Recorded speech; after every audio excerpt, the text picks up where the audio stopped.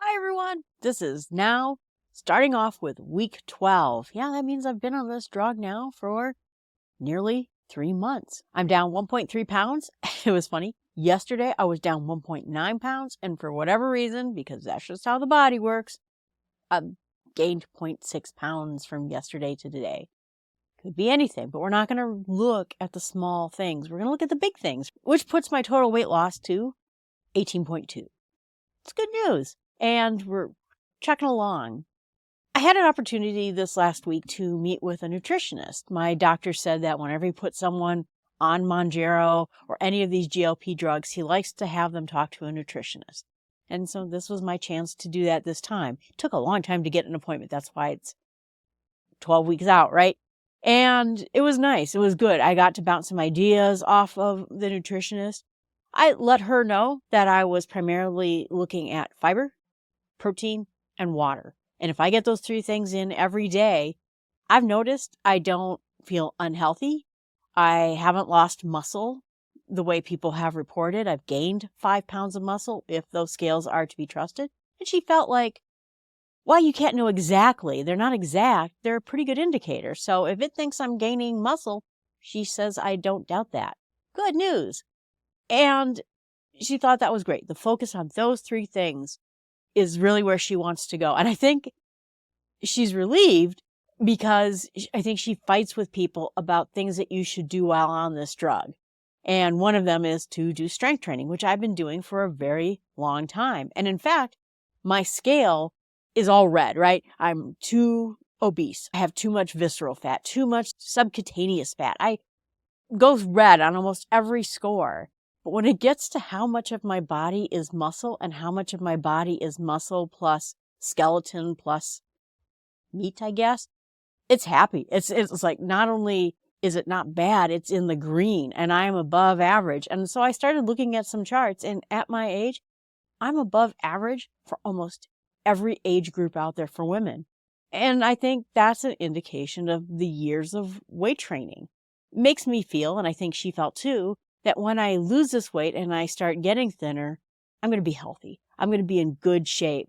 But, not everybody got started doing weight training, very early. And so I think she spends a lot of her time trying to talk people into going to weight training because it is so healthy for you. It's such a good step to take, especially when you're on a drug. And even depending on age, if you're younger, you got time to make up for the lack of muscle that you're probably killing off by going on an extreme diet, or the bone mass that you have. My grandmother had bone mass problems. She was healthy. I mean, active. She walked 5 miles to get 2 cents off of a pound of carrots. I mean, very active, healthy person. But in the end, it was the bone mass that got her the most. She ended up falling and she broke her hip. A lot of times that is very dangerous for older people to do that. She worked very hard and she worked her way back up. It became too overwhelming. So I am focused on that. I want to make sure that I am focused on staying healthy. Like I said, this year's one word for me is health. And if something is not healthy, I'm going to avoid it. Which also means that I'm probably not losing weight as fast as I could be because I want to maintain the muscle mass. I want to maintain whatever bone density I have. And I want to make sure that my digestive system continues to work properly. My dad, on the other side, died because he had some obstructive issues, and eventually that poisons you. So I'm really conscious about now what I eat and staying healthy on this diet because I realize how dangerous it is to really mess with this much. I've been keeping on this diet.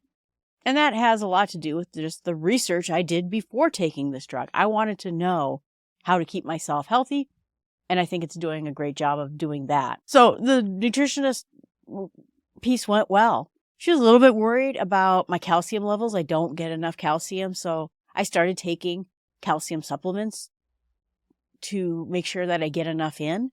She also had some concerns about vitamin D. So she's going to have vitamin D taken on my next lab test panel just to make sure that I'm getting enough. Being up in the North Woods, we don't get a lot of vitamin D. It's a hard sun angle. It has clouds from time to time. We have winter, and in winter you don't go out very much, or even in the heat of the summer you don't go out very much. And so I bet my vitamin D is not very great. But anyway, we'll find out the next time I do a blood lab, which will be coming up in December. With my consumer glucose testing, my blood sugar is right there. I've been working, as I told you, with having some low blood sugar. If I go to the gym, I feel a little peaked right after. So typically I eat lunch very early on the gym days just to make sure I don't feel low blood sugar. And sometimes if I go to the gym and then mow my lawn or do something else directly after, I can get really low blood sugar and I feel not so good at all. So that in those cases, I prepare ahead of time by eating some kind of a snack. And the nutritionist asked me some questions about the snacks I eat. And I told her that mostly it's fruit. Sometimes they have these little crisp bread things from Trader Joe's that is primarily made of seed. It's really good. And my Net Diary gives it an A for the nutrition in it. And a little bit of butter, something like that on there, a little slice of cheese. And I'll eat that before that. But you know what? Every once in a while, I have a tiny Snickers bar. They sell those mini Snickers bars, Rolos, little tiny ones. There, I think, comes out to about 30 calories, something like that. And so sometimes I have one of those. And she said, you know what? You're doing everything great. It's realistic to every once in a while want a treat, want something fun. It has been nice every once in a while I have a little piece of chocolate. So I don't feel deprived about anything. I don't feel abnormal about my diet or something like that. So she was really on board with what I'm doing, and that felt good. I forgot to ask her, and I meant to, so I sent a message to her about what my ideal weight is. Boy, you look at those BMI charts, it would want me to be down to this really low weight. I can't even imagine. Now, I've never been this weight since I was probably 9 years old, so how do I know? So the truth of the matter is I don't know. I've never been anywhere near it, and I've just decided to be flexible about it. But I would like her advice to see what it would be. So with the doctor being pleased with my results, now the nutritionist being pleased with my results, I feel this is good. In fact, she told me that if I had not been on a GLP1, which is semaglutide, Mounjaro, Ozempic, something like that, she would have talked to me and suggested it for me because she thinks I'm the right person for it. I'm doing all the right things already. Even before this drug, I was on a 1,500 a day calorie diet. So she felt that I've been doing the right things for a long time. I just got stuck in metabolic syndrome, and this is going to be the kick I need to get out of that. So good news. Highly recommend that if you have the opportunity to talk to a nutritionist, meet with your doctor, it's good steps. These are people who are experts in their fields, and they can give you some good advice. She gave me a bunch of different protein snacks, and she sent me a nice PDF. I let her know that sometimes those protein shakes make me sick to my stomach. I don't know what it is. And she said, yeah, some people have problem with whey protein. So she gave me a whole brand that is good for people who get sick on protein drinks. And I'm going camping in a couple weeks, and I'm kind of concerned about what that's going to look like. So in reality, I'm kind of excited. So I ordered some of it today. It is OWYN, Owen, I guess. And it is primarily protein shakes for people with sensitive stomachs. I don't consider myself to be a person with a sensitive stomach, but when I think about it, I do get unhappy with spicy foods. There's a lot of foods that just don't sit right with me. So maybe I do have a sensitive stomach and I just never thought about it much. But she said this is a good brand if you're struggling with other kinds. I bought my own mixture of things, and I've been working with making my own protein shakes. And so what I've been using is casein, which is instead of whey protein is milk protein, I think. And that's been going all right for me. I don't have any problems digesting milk. I got ground chia seeds with flaxseed, both very good for you, and that can add to the protein and the healthy materials inside of your shake. A little bit of frozen fruit. My friend, she is lactose intolerant, so she's been using almond milk. I have been using just water or yogurt. I kind of mix water and yogurt together, which sounds really gross, but when you put it together, you can't really tell. And it just comes out with kind of a milky substance to it. I've been making those into shakes and pretty darn good. And it gets a good score on my Net Diary for a healthy food item. Primarily what I wanted from that was something that I could take camping, take to a hotel room that I could mix up myself and eat. The yogurt's a little bit hard, but sometimes you can get those in the little stores down at the bottom of the hotel. So the good news is that in a couple of weeks, I am going camping. This is the first time I will be going camping while I'm on this drug. Again, a new experience. You can wall yourself up in your house and just eat the perfect foods. I have down the perfect menu for me. I eat this every day, every week, and I've been losing weight on this particular diet. It's been great for me. But I have to live life. I have to go to conferences. I have to go to dinner with friends.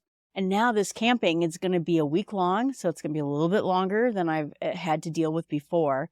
And the other funny thing, this is my friend who has problems with lactose tolerance. She is on a pretty restrictive diet right now. She's trying to lose that dreaded last pounds. And I've never been there, right? I've always been really overweight. And so when I start looking at losing weight, I tend to drop weight pretty easily because I am so overweight. And so it tends to be easier. But I know that once you get into that 10, 20, 30 pounds away from your goal weight, it gets very difficult. And I think your body fights pretty hard. Between the two of us, we're just not eating much. And so it's going to be kind of funny. So we've been talking about what we're going to do for camping. And I said, for the most part, for me, I can eat anything that I used to eat as long as it's not too greasy. Like I probably would not go out and get a hamburger at a restaurant that's very juicy, greasy, sauces, all, complicated. So I eat the same kinds of things. It's just a little bit more simple and a lot less of it. We tend to eat eggs for breakfast. Very simple. I put them up on a little frying pan on a little fire propane tank. It's just a single kind of backpacking kind of situation. We just cook up some eggs in the morning. She wants to make some coffee in the morning too. And I tend to drink Diet Coke in the morning. So now it's going to be water, maybe with some Crystal Light in it, something like that. Then for lunch, we tended to eat wraps. She would bring tuna packets and I'd bring some cheese, maybe some peanut butter and jelly. Still can eat that. None of that is going to make me sick or have any problems for me. For snacks, she tended to bring trail mix. That'll work. I can eat trail mix, and I think she can eat trail mix as well. Then for dinner, usually we cooked up some form of meat. So I told you last time that I have a whole freezer full of meat cut down into small servings. So I would bring some pork chops, maybe some steak, maybe swordfish. That was another one we usually ate. And sometimes she would make some kind of beans and lentil dish. She a little bit more adventurous than I was. And then we would have s'mores at the end of the night. I still think that we can eat what we have been, probably again, just less. So that's, I think, going to be all right. And since it's going to be cold, the forecast shows us being in the 40s Fahrenheit. It's going to be a little bit chilly. So wouldn't some nice soup be good during camping? And so I think we might try that for the first time too. All things we can eat, nothing spectacular and nothing too adventurous that it's going to make us sick at all. I think we're going to get through it. My concerns about camping are a couplefold. Is first of all, on Wednesdays, as it is today, I take my medication. I have an electric cooler and it stays connected to a battery. So I think I'll be able to keep my medication at the proper temperature. In theory, it says that it can be out of the refrigerator for 21 days. I've never tried it, but I guess I'd like to keep it in a refrigerator if it's meant to be in a refrigerator. And you should check your own medication if you're doing something else. And I think it's going to be fine. It's just a matter of getting back at the right time so that I can take the drug. I'm kind of saving the easy spots on my body to take the medication while I'm camping just so it's not complicated. And I got a few alcohol wipes. Because camping, you get kind of messy and maybe you don't clean up as much as you usually do. So an alcohol wipe will take care of that. That's issue number one. Issue number two tends to be that I drink a lot of water and I have a roof tent, which means I sleep on top of my car. And you don't want to go to the restroom in the middle of the night too often because you're climbing up and down ladders. So I'm going to probably reschedule my water drinking during this time. I guess my last concern is making sure I get enough fiber. And right now I'm doing that with the keto bread. I'm doing it with the Mission Net Zero or the Mission High Protein wraps, making sure that we have some of those around. And I have Fiber Care chews that in case there's a day where I don't get quite enough fiber as I hope to for whatever reason, maybe it was that day that I went out with my friends to the restaurant, a lot of calories went to food without fiber in it. So I had a couple of chews that night just to make sure I kept my levels up. So thinking about that. My other concern in all of it is that this camping ground we're going to has some very steep climbs. Now I'm almost 20 pounds lighter. I'll be 20 pounds lighter probably by the time we go camping. That'll be good. My friend noticed when we went hiking last week, a different friend, that there was a little bit more pep in my step. I seem to be not breathing as hard. I have asthma, and so I tend to pant quite a bit when I'm hiking or walking. She said it was much better, and my speed was better. That's good. But I also wonder, because I'm eating much fewer calories than I was before, am I going to have energy level problems going on hikes that climb 700 feet up, almost like stairs, walking then like 2-3 miles, and then either crossing back into that same path again or walking back to the car? I don't know. Guess we're going to have to find that one out. I am curious about how this is going to go, but I do worry that my energy levels might not be what they were often used to be. So perhaps I'm going to eat maybe a few more calories, have a few more snacks, and I'm going to bring those and protein drinks along too, because I don't believe that they have to be refrigerated until you actually crack them open. So I can have a bunch of them sitting in the car, put them in the refrigerator, and just kind of throw one in my backpack. We'll see how it goes. I'll let you know for sure. But again, the reason for all of this, for health and everything, is to live your life. And you can, at home, keep a perfect diet, work out the perfect way, rest when you need to rest because maybe you're not feeling so well, or go out there and have adventures when you're feeling better. But the whole point of this is to get healthy and live our lives. And that's what I'm going to do. All right. So thank you again for listening to this. Remember, I have podcasts, Start With Small Steps, where I talk about goals, other types of activities, trying to break things into smaller steps so that you can achieve your goals. And have a great week.